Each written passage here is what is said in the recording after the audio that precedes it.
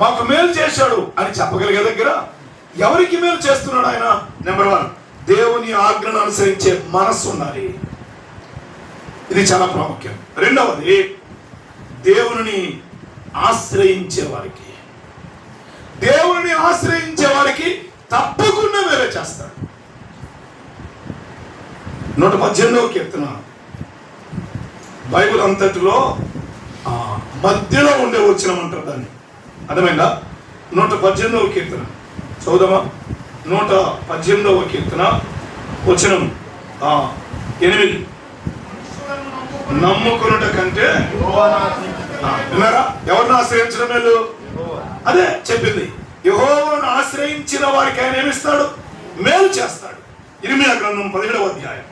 ఇర్మియా గ్రంథం 17వ అధ్యాయం వచనం 5 చూద్దాం. వచనం 5. యెహోవా ఇలాగు సెలవిచ్చుచున్నాడు. అయ్యా, ఎవరిని సెలవిస్తుంది?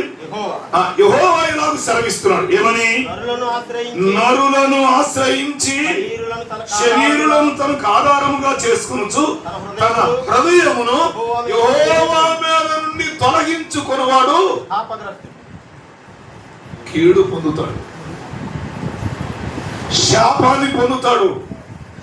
అర్థమైందా? యెహోవాను ఆశ్రయిస్తే మేలు.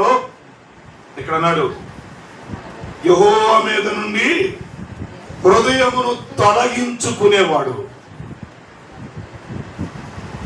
యెహోవా మీద నుండి హృదయమును తొలగించుకోవడానికి గల కారణం ఏంటంటే, ప్రారంభంలో చెప్పాడు, నరులను ఆశ్రయించి.